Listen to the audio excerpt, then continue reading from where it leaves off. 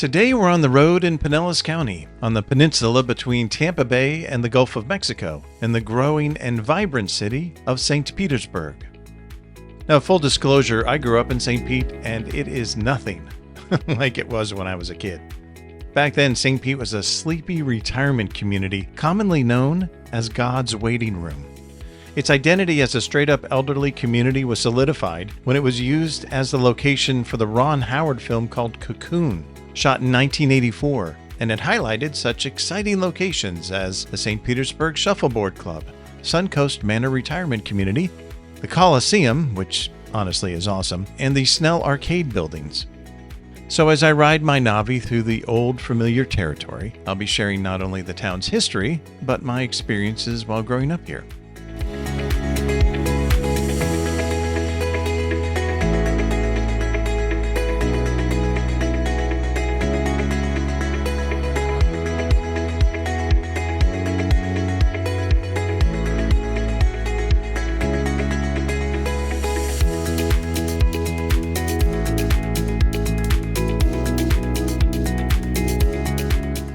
Now, St. Petersburg is a whopping 138 square miles, so I won't be able to fit all of that into one ride.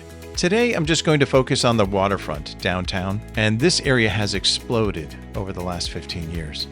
But to get there, we're going to drive through one of St. Pete's over 100 neighborhoods, and this one, Snell Isle, is one of the most beautiful. In a future video, I'll ride through here and check out these amazing homes and go more into the interesting history of its founder. But for now, let's head to the waterfront of Tampa Bay.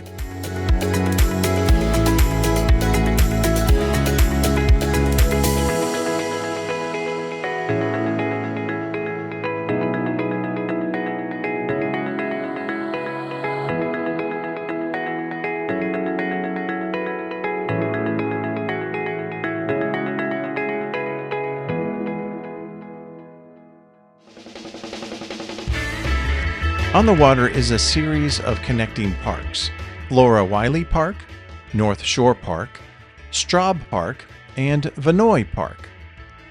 St. Pete has an average of over 361 days of sunshine a year, including this beautiful morning of our ride, which is why the city is nicknamed the Sunshine City. St. Pete has over 260,000 residents now, and it's the fifth largest community in Florida. But this growing city's origins are far more humble. St. Petersburg was originally a Native American fishing village of the indigenous Calusa Indians. In the 1500s, both Ponce de Leon and Hernando de Soto arrived in Tampa Bay looking for the Fountain of Youth and gold, but since both were unsuccessful, the region remained undeveloped for hundreds of years after that. In 1821, the United States purchased Florida from Spain, and in the 1830s and 40s, it saw its first settlers when Dr. James Hackney bought land for just 25 cents an acre. In 1868, after the Civil War, John Donaldson and Anna Germain became the first black settlers in the region. They married and had children, and were the only black settlers for the next 20 years. Settlements remained sparse until 1875, when John Constantine Williams of Detroit purchased 2,500 acres of what would become St. Pete. 13 years later, he transferred part of that land to an exiled Russian aristocrat named Peter Demens. Now, legend has it that Williams and Demens couldn't decide what to name their settlement, so they flipped a coin to decide who would pick the name. Demens won, and named the town St. Petersburg after the Russian city where Demens had spent much of his youth. Williams was left using the name he would have chosen, Detroit, his hometown, as the name of the hotel which he built, and which still exists on Central Avenue. In 1892, the town was incorporated with a population of 300 people. About a decade later, in 1903, St. Pete was reincorporated as a city. And I'm not sure what the difference is, but there must have been one because they did it.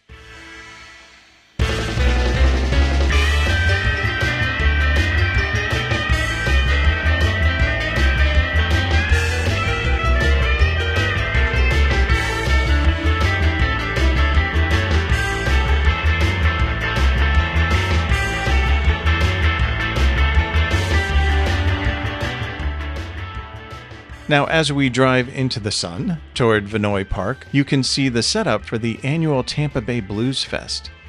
This premier blues event started back in 1995, and it's had over 325 of the world's greatest blues performers. I mean, if you like blues music, make this festival a destination for you. You won't regret it.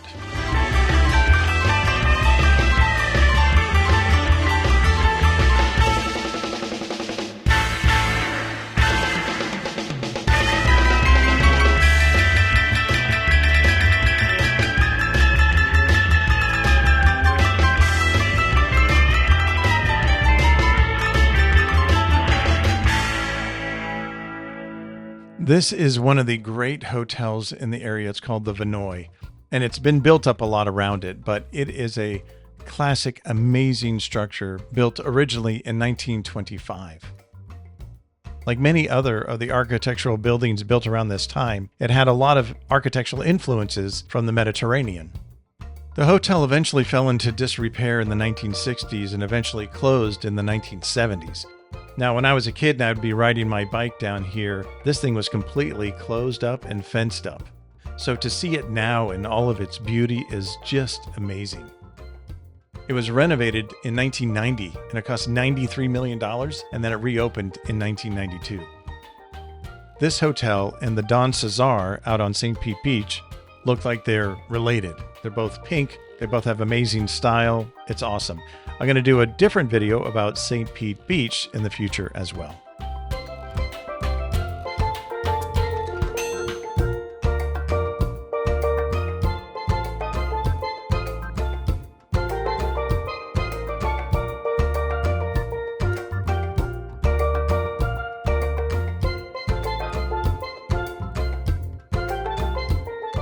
Here are some stats for you.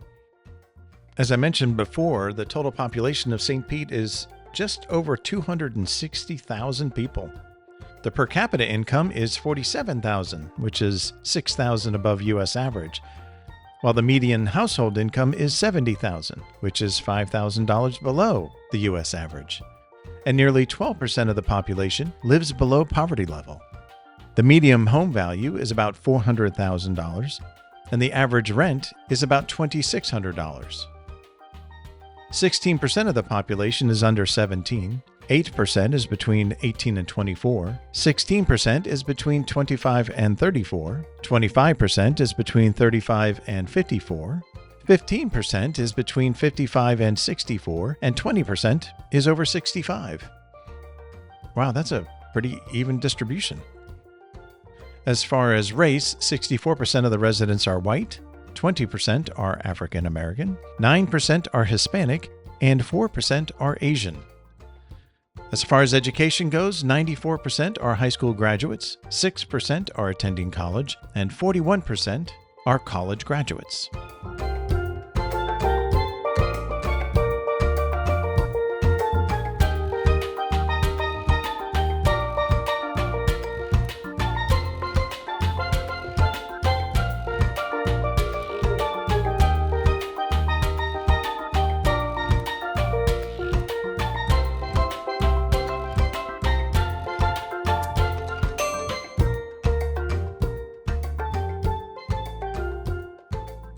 So here we are going on to Demens Landing, named after Peter Demens, who helped name the city as St. Petersburg back in the day. And on the left-hand side is Shakespeare in the Park. A local theater company puts on Shakespeare or some sort of classical play here. And this location has a special place in my heart because it was during a Shakespeare in the Park play where I was volunteering to hand out playbills that I reconnected with a woman I had met before who, just a few years later, would end up being my wife. So I kind of like this place for obvious reasons.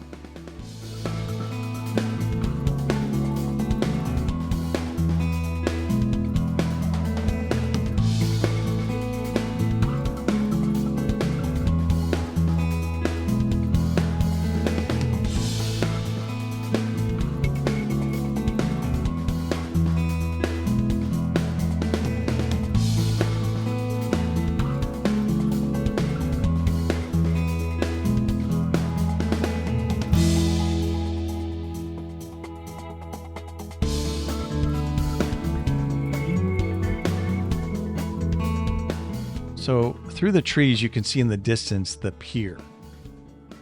This pier has had a lot of different versions of it over the years. The first version was built in 1889 by Peter Demens, and over the years it went through a lot of different iterations until 1926, when it opened as the $1 Million Pier, and it had a casino as a major attraction. And like the other major places that were built at that time, incorporated a lot of Mediterranean and Italian and Spanish and Moorish elements. Out of all the versions of the pier, that historic Mediterranean one looked the coolest, but it was demolished in the 60s. Growing up, I had to live with the inverted pyramid, which opened in the 70s. And the inverted pyramid was an upside-down triangle. And it was odd and weird and had a very ugly 70s feel, in my opinion. Some people love it. It's nostalgic for them. I did not. The current version is now just called Pier Park.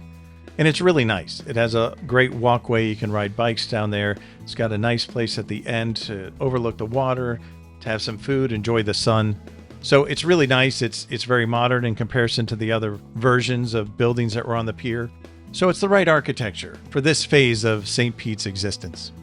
Then it's certainly better than an upside-down pyramid. You're just going to have to trust me on that.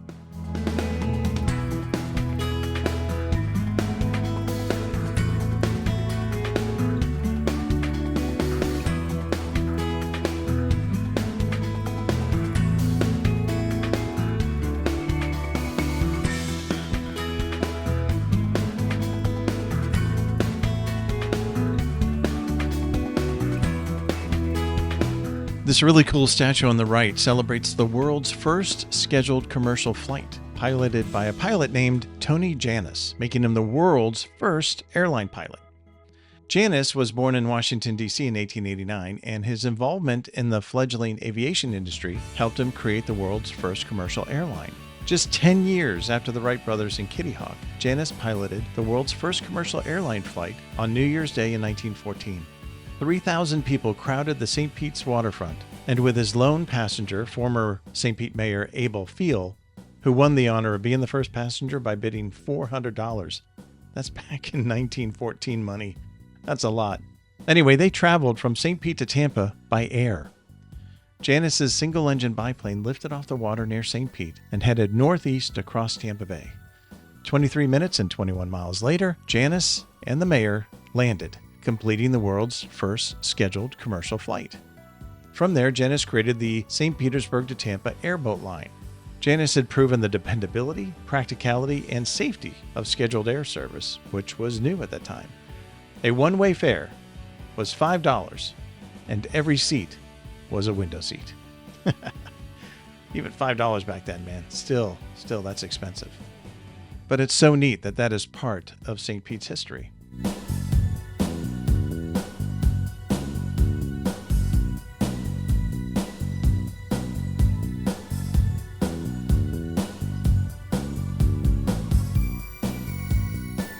On the right, we're passing Allang Field. It's now being used by our local soccer team, the Tampa Bay Rowdies, but it was originally a baseball field. Al Lang, for whom the field is named after, was the mayor of St. Pete in the early 20th century, and he worked hard to bring spring baseball to the area. In 1914, he convinced the St. Louis Browns to make St. Pete their spring training home. Over the years, more teams followed, including the New York Yankees, and what is known as the Grapefruit League was born. St. Pete also has a very impressive art community. Right here on the right, this interesting building is the Salvador Dali Museum, and it's really, really fascinating. There's also a fine arts museum. There's a Holocaust museum. There's so many great museums and theaters and just a really great arts community in this area.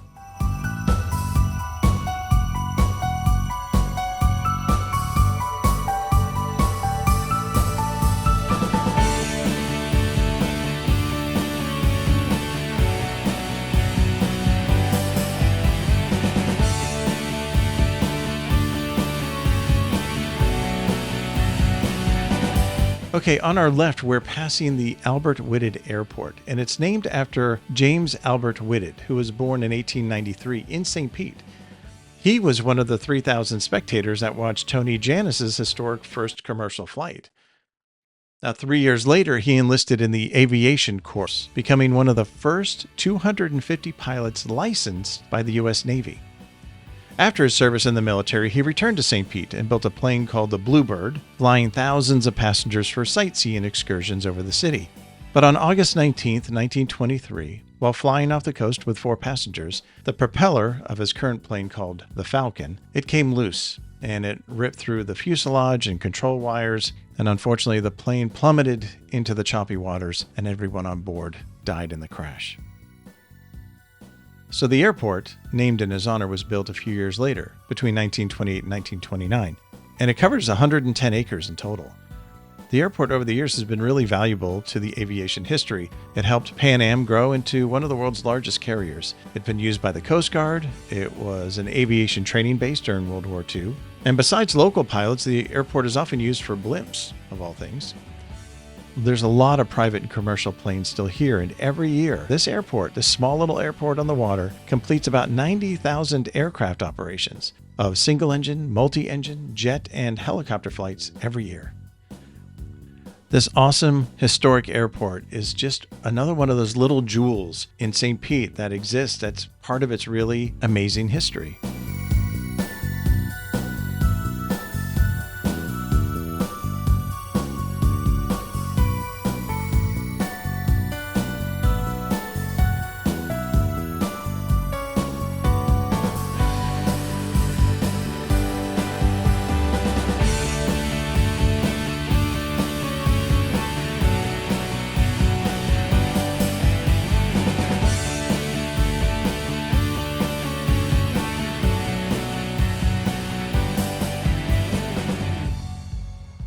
As the city gentrified many years ago, one of the ways that a lot of the older buildings were refreshed were through murals.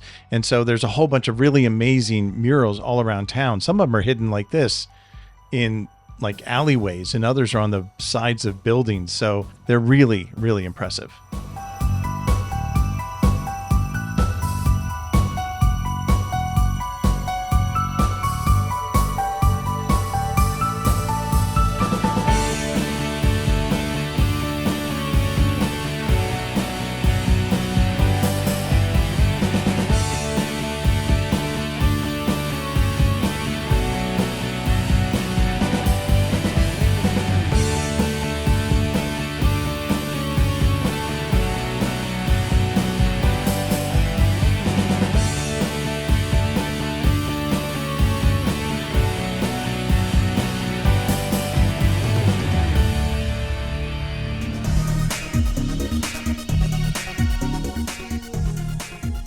Today I was fortunate to have a fellow Navi-Gator on the ride with me. If you ever want to join us on one of our rides, just let us know by leaving a comment or checking out our Facebook page or things like that. I'd be more than happy to share the ride with you.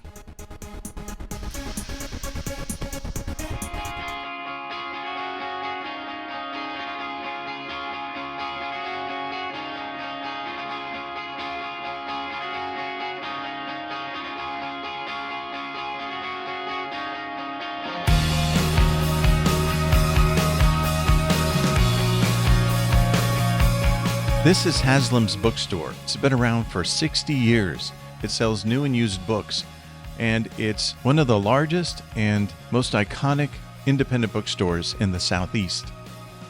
It was started in 1933 by John and Mary Haslams, and it was open until the pandemic. When the pandemic happened, they had a temporary shutdown, and it has not opened since. Everything inside was left as it was the day they closed the doors because of COVID. About once a year, there's an article in the local news or papers asking the question, when will this store open? And the answer is it's probably not going to open, but until it's officially forever closed, there's still hope.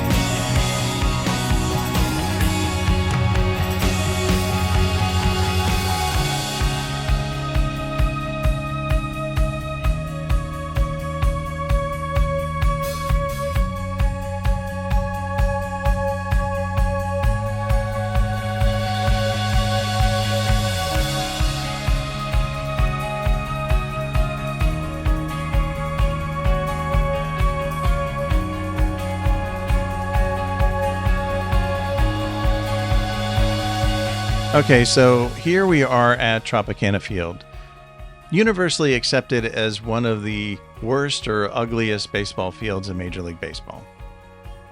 And, they're probably not wrong. What's interesting about the history of baseball in Tampa Bay when it comes to getting a team is that a lot of teams used Tampa Bay as a threat to get what they wanted back in their hometowns. Tampa Bay almost got the Minnesota Twins, almost got the San Francisco Giants, almost got the Chicago White Sox. As a matter of fact, the Chicago government, when they were debating whether to fund a new baseball field for the Chicago White Sox, actually stopped time because they only had till midnight. So they stopped time to not go over so they could get it passed without forfeiting it and having to accept an agreement with St. Pete to move. So time literally stopped to keep baseball from coming to Tampa Bay. One of the things that helped get a team was this big stadium. It was built before we had a team. The construction for this place began in 1986, and the stadium opened in 1990, and it was called back then the Florida Suncoast Dome. It was then renamed the Thunderdome in 1993, and it finally got a franchise, the Tampa Bay Rays, back then the Tampa Bay Devil Rays, in 1995. Now it's called Tropicana Field because of the naming rights of Tropicana, and the Rays have been playing here since 1998. Now, they recently have an agreement, but not final agreement, to build a new stadium here. This location, this big parking lot, it's something like 86 acres of prime real estate in a major downtown that's ripe for redevelopment. So this is, from what I understand, one of the largest redevelopment opportunities of any large city in the country. So the Rays have a tentative agreement at this point to have this all developed and to get a new stadium here as well. So at some point, this will no longer be here, and when this stadium is gone, hopefully the Rays will still be playing in the area.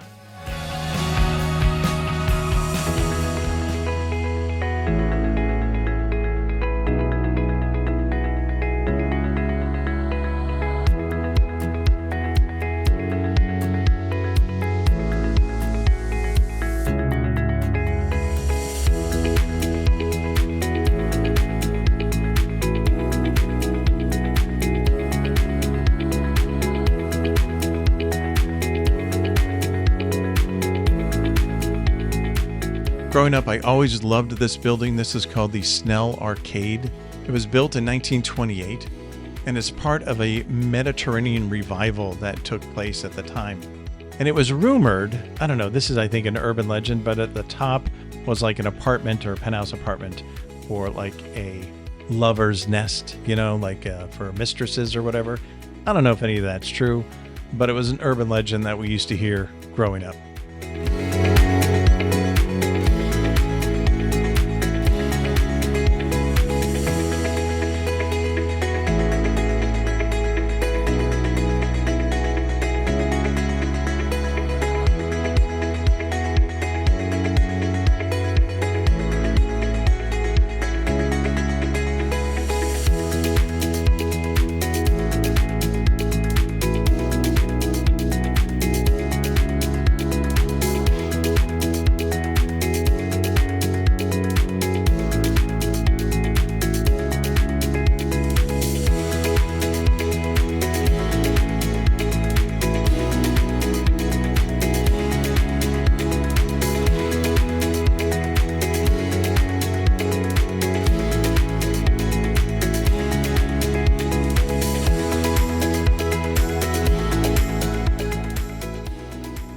Before you go, feed the automated algorithm by clicking the thumbs up, by subscribing, by commenting, I don't know, whatever it needs to be happy. Go ahead and do it so more people take the rides with us.